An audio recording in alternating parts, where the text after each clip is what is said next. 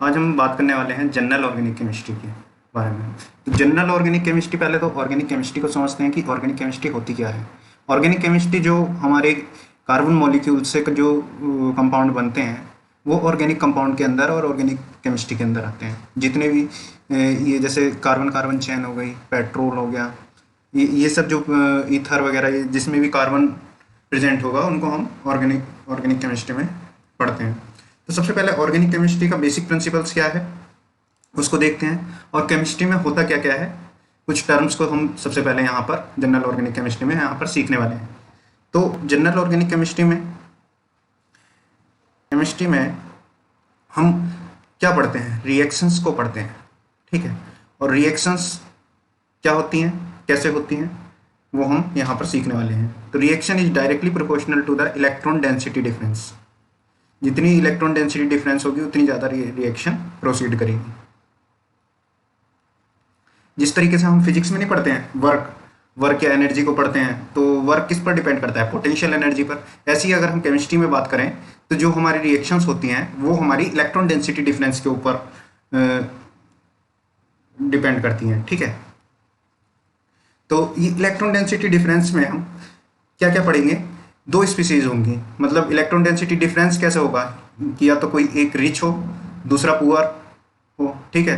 तो इसी तरीके से हम दो तरीके चीज़ों को पढ़ेंगे, इलेक्ट्रॉन रिच स्पीसीज या इलेक्ट्रॉन रिच रीजेंट, और इलेक्ट्रॉन डिफिशिएंट जो मतलब खाली होंगे, ठीक है, जिसको मतलब ज़रूरत होगी इलेक्ट्रॉन्स वगैरह की, और एक इलेक्ट्रॉन रिच जिसके मतलब इलेक्ट्रॉन ज़्यादा होंगे जिसके पास। तो हम दो तरीके से पढ़ते हैं यहाँ पर इलेक्ट्रॉन डेंसिटी डिफरेंस को, एक इलेक्ट्रॉन रिच स्पीसीज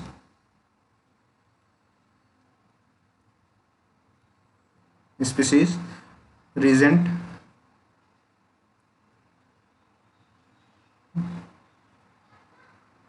ठीक है, और दूसरा पढ़ते हैं हम electron deficient reagent.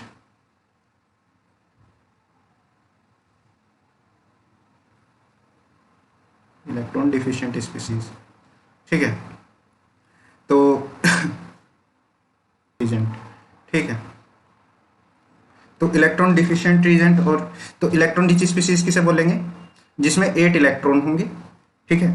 8 electron having at least one lone pair, at least one lone pair होना चाहिए, या फिर निगेटिव चार्ज होना चाहिए, ठीक है। निगेटिव चार्ज हो 8 इलेक्ट्रॉन के साथ में, या फिर लोन पेयर होना चाहिए। और इलेक्ट्रॉन डिफिशिएंट स्पीसीज कौन से होंगे, जो 6 इलेक्ट्रॉन होंगे और having at least one vacant orbital, at least one vacant orbital, मतलब जिसमें एक ऑर्बिटल खाली हो, उसको हम इलेक्ट्रॉन डिफिशिएंट स्पीसीज में देखेंगे। तो इनके नाम क्या क्या है, थोड़ा डिफाइन कर लेते हैं इसको और अच्छे से। तो सबसे पहले हम जो पढ़ते हैं ऑर्गेनिक केमिस्ट्री में वो बेस को पढ़ते हैं, और इधर हम इलेक्ट्रॉन डिफिशिएंट स्पीसीज में किस चीज़ को पढ़ेंगे, एसिड को पढ़ेंगे। इसी तरीके से दूसरे नंबर पर आता है न्यूक्लियोफाइल, ठीक है, न्यूक्लियोफाइल। इधर क्या आएगा इसी के ही साथ में, इलेक्ट्रोफाइल, ठीक। और तीसरी चीज इसी का ही इलेक्ट्रॉन रिच स्पीसीज में ही क्या होगा, लिगेंड बोलेंगे। लिगेंड्स जो हम ऑर्गेनिक इसमें ऑर्गेनोमेटेलिक केमिस्ट्री में और कोऑर्डिनेशन केमिस्ट्री में जो हम पढ़ते हैं उसको हम लिगेंड्स के फॉर्म में पढ़ते हैं, और जो ऑर्गेनिक केमिस्ट्री में पढ़ते हैं हम बेस और न्यूक्लियोफाइल के फॉर्म में पढ़ते हैं। इसी तरीके से कहीं कहीं पर हम इस इलेक्ट्रॉन रिच स्पीसीज को रिड्यूसिंग एजेंट के नाम से भी जानते हैं, ठीक है, रिड्यूसिंग एजेंट। और इसमें हम लिगेंड किस पर अटैक करता है, मेटल या मेटल आयन पर, ठीक। और रिड्यूसिंग एजेंट, और यहाँ पर क्या होता है, ऑक्सीडाइजिंग एजेंट। ये इसके नाम होते हैं, ठीक है। और एक नाम से और जानते हैं यहाँ पर, होमो, हाईएस्ट ऑक्यूपाइड मॉलिक्यूलर ऑर्बिटल, और LUMO, lowest unoccupied molecular orbital. इसके नाम से भी यहाँ पर हम जानते हैं, ठीक है। तो अब इसका एक एग्जाम्पल देख लेते हैं कि बेस, अब यहाँ पर हम इलेक्ट्रॉन रिच स्पीसीज में बेस भी बोल रहे हैं और न्यूक्लियोफाइल भी बोल रहे हैं। तो बेस कब बोलेंगे और न्यूक्लियोफाइल कब बोलेंगे, इसको थोड़ा सा हम डिफ्रेंशिएट कर लेते हैं यहाँ पर, ठीक है। तो जैसे अगर हमारा कोई मॉलिक्यूल्स है, जैसे सोडियम हाइड्रोक्साइड है, ठीक है, और वो रिएक्शन कर रहा है किसी एसिटिक एसिड, ठीक है, तो जो ये ओ एच है, ओ एच जो अटैक कर रहा है यहाँ पर एच को लेकर जाएगा और यहाँ पर क्या बनाएगा, जैसे CH3, यहाँ पर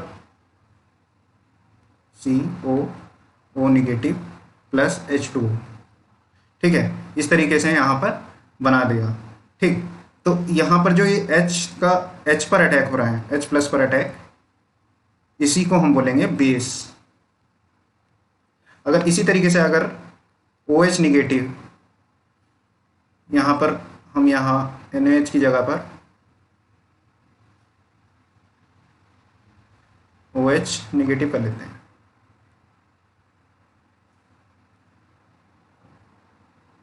ठीक है। तो ये जो OH निगेटिव है वो H पर अटैक करेगा और H को लेकर ये यहाँ पर एसिड बेस रिएक्शन कर देगा, ठीक है, एसिड बेस रिएक्शन। इसी तरीके से अगर ये किसी CH3Cl इस पर अटैक करता है निगेटिव आयन कार्बन पर, तो ये यहाँ से लीव करा देगा और यहाँ पर क्या बन जाएगा, CH3OH प्लस Cl निगेटिव। तो ये यहाँ पर क्या होगा, यहाँ पर सब्स्टिट्यूशन टाइप रिएक्शन हो जाएगा और यहाँ पर ये कार्बन पर अटैक करेगा, तो यहाँ पर हम बोलेंगे न्यूक्लियोफाइल, ठीक है। कार्बन पर अटैक तो न्यूक्लियोफिलिक अटैक बोलेंगे यहाँ पर, ठीक है। यही मेजर डिफरेंस होता है। इसी तरीके से जैसे हम कोऑर्डिनेशन में पढ़ाएंगे कि लिगेंड्स के फॉर्म में पढ़ेंगे, तो उसमें मेटल पर अटैक कर देगा, ठीक है। इसी तरीके से रिड्यूसिंग एजेंट, 2 इलेक्ट्रॉन को रिड्यूस, अपने मतलब इलेक्ट्रॉन को दान दे देगा किसी को, ठीक है। तो उस तरीके से, इसी तरीके से होमो लूमो, ये सब हम स्टेप बाय स्टेप पढ़ते जाएंगे, ठीक है। तो हम जनरली क्या कह सकते हैं, इसको समरी कर सकते हैं एक तरीके से कि जो ऑर्गेनिक रिएजेंट होते हैं हमारे, जो ऑर्गेनिक रिएजेंट्स होते हैं वो 2 टाइप्स के होते हैं, ठीक है। Organic reagent can be classified into 2 types. One is the electron rich species and second one is the electron deficient species. Electronic rich species क्या होगा, जो ये बेस न्यूक्लियोफाइल और लिगेंड वगैरह होंगे, ये सब इलेक्ट्रॉनिक रिच स्पीसीज में आ जाएंगे। और इलेक्ट्रॉन डिफिशिएंट स्पीसीज क्या हो जाएगा, ये एसिड इलेक्ट्रोफाइल और ये ऑक्सीडाइजिंग रेजेंट और मेटल वगैरह, ये सब, ठीक है। तो अगर हम डेफिनेशन लिखना चाहे तो organic reagent can be classified into 2 categories, ठीक है, into 2 categories.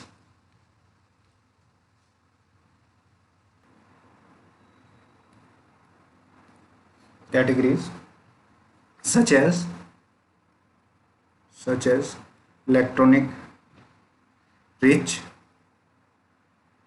like base nucleophile, and electronic deficient like acid और इलेक्ट्रोफाइल, ठीक है। तो ये हमने जाना यहाँ पर इलेक्ट्रॉनिक रिच स्पीसीज और इलेक्ट्रॉन डिफिशिएंट स्पीसीज के बारे में। अगर हम बात करते हैं इलेक्ट्रॉन डेंसिटी स्केल के बारे में, इसी के आधार पर हम एक इलेक्ट्रॉनिक डेंसिटी स्केल बना लेंगे, जिसे बोलेंगे इलेक्ट्रॉन डेंसिटी स्केल, ठीक है। तो यहाँ पर क्या होगा, जो 8 इलेक्ट्रॉनिक रिच और इलेक्ट्रॉन डिफिशिएंट को इस तरीके से लिखेंगे, जैसे 8 इलेक्ट्रॉन स्पीसीज हो गई, एनायन, ठीक, डबल बॉन्ड, ट्रिपल बॉन्ड और एनायन के बाद में lone pair, anion, lone pair, double bond,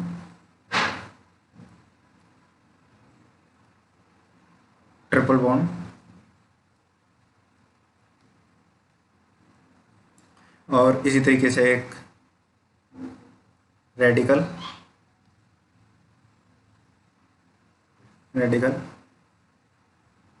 और फिर एक आता है इसमें कार्बीन ठीक, कार्बिन, और एक आता है इसमें नाइट्रीन, फिर आता है इसमें बेंजाइन, ठीक है,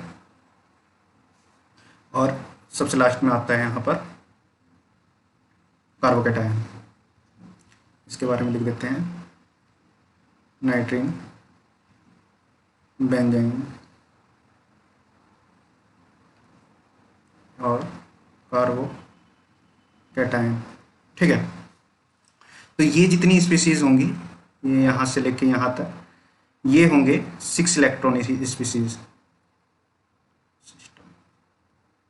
सिस्टम, ठीक है। और ये वाला जो रेडिकल होगा वो 7 इलेक्ट्रॉन 6 सिस्टम होगा, ठीक है। इसी तरीके से अगर हम एनायन,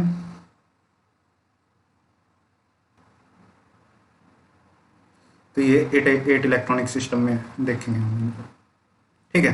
तो ये हमारा जो है इलेक्ट्रॉनिक डेंसिटी स्केल हो गया।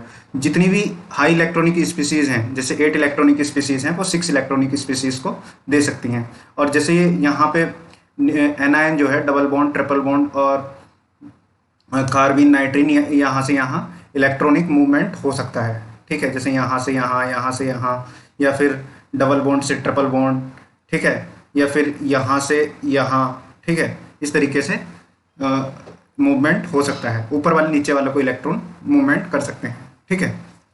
तो इसी तरीके से अब हम आगे चलते हैं वीडियो में, ठीक है।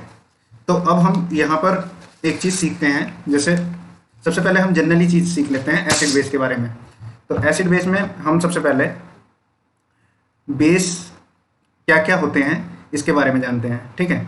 तो बेस, तो यहाँ पर बेस सीखने से पहले हम सीखेंगे यहाँ पर जैसे कुछ जनरल टर्म, जनरल चीज़ें देख लेते हैं एक बार। जैसे हम देखते हैं कार्बन, नाइट्रोजन, ऑक्सीजन और फ्लोरीन और नियोन। ये हमने यहाँ पर 5 एटम लिए। इनका इलेक्ट्रॉनिक कॉन्फ़िगरेशन का अगर आउटर ऑर्बिटल्स देखें तो यहाँ पर 2s2, 2p2, 2s2, 2p3, 2s2, 2p5, 2p4, 2s2, 2p5 और 2s2, 2p6। तो यहाँ पर इलेक्ट्रॉन कितना है, यहाँ पर 7, यहाँ पर 6, यहाँ पर 5 और यहाँ पर 4, ठीक है। ये हमारे इलेक्ट्रॉनिक वैलेंस इलेक्ट्रॉन हो गए, ठीक है। इसके बाद अगर हम इनका लुईस डॉट स्ट्रक्चर बनाएं तो किस तरीके से बनाएंगे, हम डॉट को, इलेक्ट्रॉन को डॉट के फॉर्म में यहाँ पर रिप्रेजेंट करेंगे, ठीक है। सभी का इस तरीके से बना लेंगे।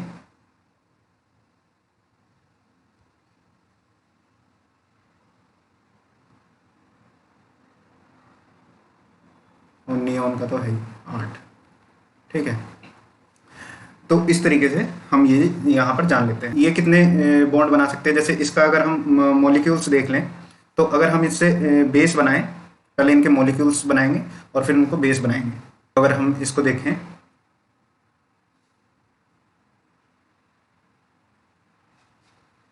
तो जैसे यहाँ पर हम हेडिंग डाल देते हैं टाइप ऑफ बेस, ठीक है। तो अगर हम इसका मॉलिक्यूल बनाएं CH4 NH3 H2O HF, ठीक है, ये तरीके से बना सकते हैं, ठीक है। अगर हम इसका एक एक हाइड्रोजन निकाल दें, बेस क्या होता है, अगर हम हाइड्रोजन एब्स्ट्रैक्ट कर लें तो उसको बेस बोल देते हैं, ठीक है, इस तरीके से।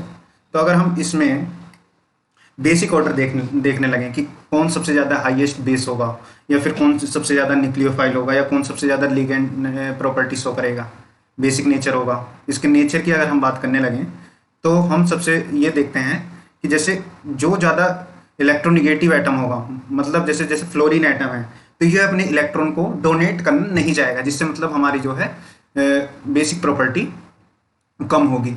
और ये क्या है, ये जो है निगेटिव चार्ज यहाँ पर स्टेबल नहीं है, तो ये क्या होगा, ये किसी ना किसी हाइड्रोजन को एब्स्ट्रैक्ट करना चाहेगा, ठीक है। तो इस तरीके से जो लेस इलेक्ट्रोनिगेटिव होगा, ठीक, जो लेस इलेक्ट्रोनिगेटिव होगा वो हायर इलेक्ट्रॉन डोनेटिंग नेचर में होगा। लेस इलेक्ट्रोनिगेटिव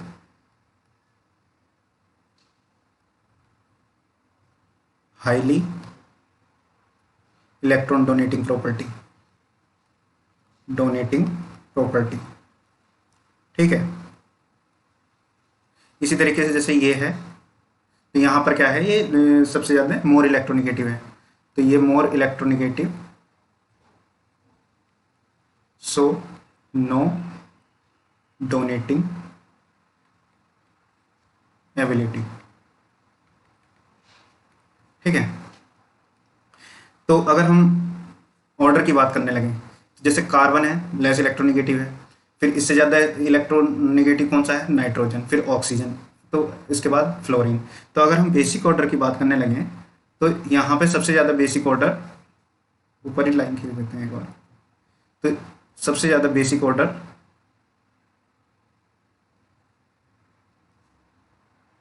ऑर्डर ये वाला होगा, बेसिक ऑर्डर, यही न्यूक्लियोफिलिक ऑर्डर होगा, ठीक है, और यही लिगैंड का ऑर्डर होगा,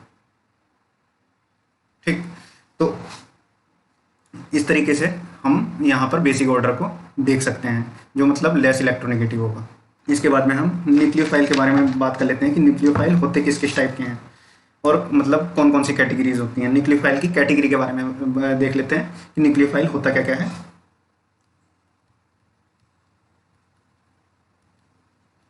न्यूक्लियोफाइल का जनरल मतलब होता है कि न्यूक्लियस लविंग, मतलब जो हमारे मतलब न्यूक्लियस के पास में रहना चाहता हो, ठीक है।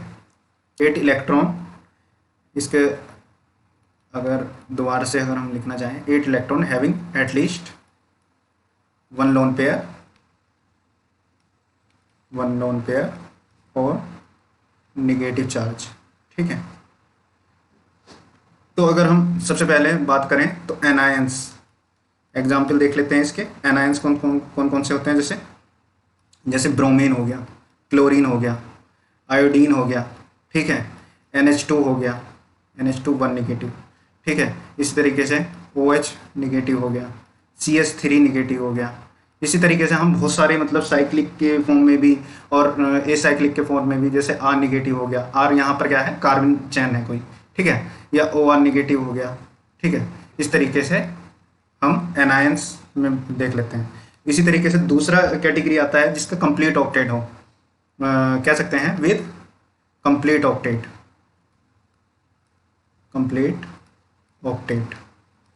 तो कंप्लीट ऑक्टेट का मतलब क्या है, जैसे हमारा मॉलिक्यूल जो हो, जैसे कोई भी नेगेटिव चार्ज ना हो, H2O हो गया, यहाँ पर लोन पेयर होंगे इसके। इसी तरीके से NH3, ठीक है, NH3 हो गया। इसी तरीके से ROR, ठीक। और भी मतलब इसमें साइक्लिक भी ले सकते हैं, जैसे ऑक्सीजन वगैरह हो गया, ये वगैरह को भी ले सकते हैं। इसी तरीके से प्रीडीन वगैरह को ले सकते हैं, और मतलब बहुत सारे ले सकते हैं, ठीक है। तो इसी तरीके से अब एल्कीन के बारे में बात कर लेते हैं, जैसे एल्कीन या एल्काइन, जितने भी हमारे डबल बॉन्ड वाले होंगे, ठीक है, और डबल बॉन्ड CHR, इस तरीके से, और बेंजीन भी एल्काइन में ही आता है, ठीक है। तो ये सब हमारे न्यूक्लियोफाइल होंगे, ठीक। इसके बाद अगर हम चौथे टाइप की बात करें तो इसी में ही सब्स्टिट्यूट करा दीजिए, जैसे डबल बॉन्ड में, मतलब जैसे कोई CH3C, डबल बॉन्ड CH2, ठीक। अब यहाँ पर कोई NH2 ग्रुप लगा दिया, चौथा टाइप का हो गया। पांचवा टाइप का हो गया हमारा ऑर्गेनोमेटेलिक कंपाउंड। ऑर्गेनोमेटेलिक कंपाउंड जैसे क्या हो गया, RLI, RMGX, तो R निगेटिव, Li पॉजिटिव, ठीक है, R negative, plus plus negative, तो ये जितने भी होंगे R2ZN, ठीक, R2ZN एटसेट्रा यहाँ पर ले सकते हैं, ठीक। एम्बीडेंटेड न्यूक्लियोफाइल, ये इसको हम डिटेल्स में बताएंगे। एम्बीडेंटेड न्यूक्लियोफाइल क्या होता है? एम्बीडेंटेड न्यूक्लियोफाइल जिसके 2 डोनर साइट हों, मतलब हैविंग 2 डोनर साइट्स।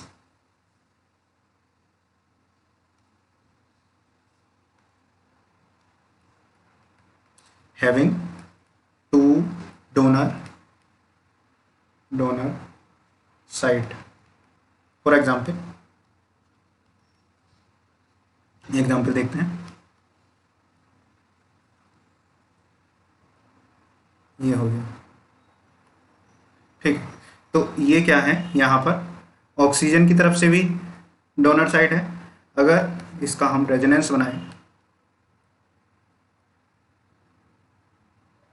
तो ये यहाँ पर इस तरीके से, तो फिर ये कार्बन एटम, यहाँ पर कार्बन एटम डोनर एटम होगा,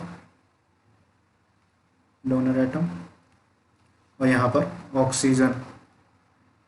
ऑक्सीजन एटम, डोनर एटम, ठीक है।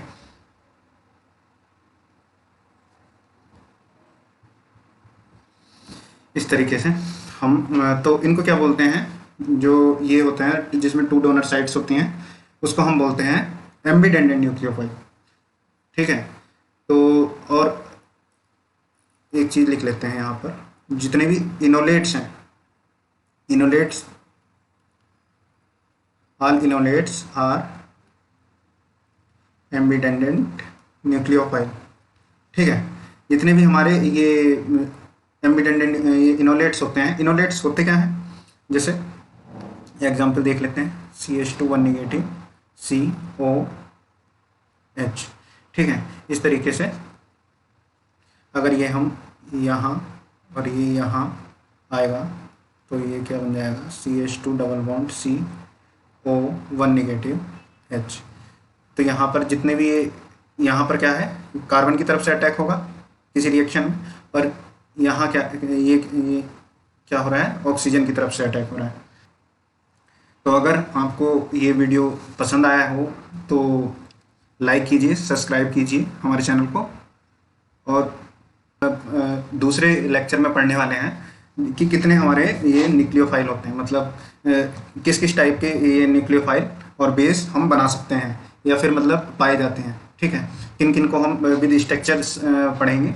तो आज तक की यही वीडियो समाप्त होती है। Thank you.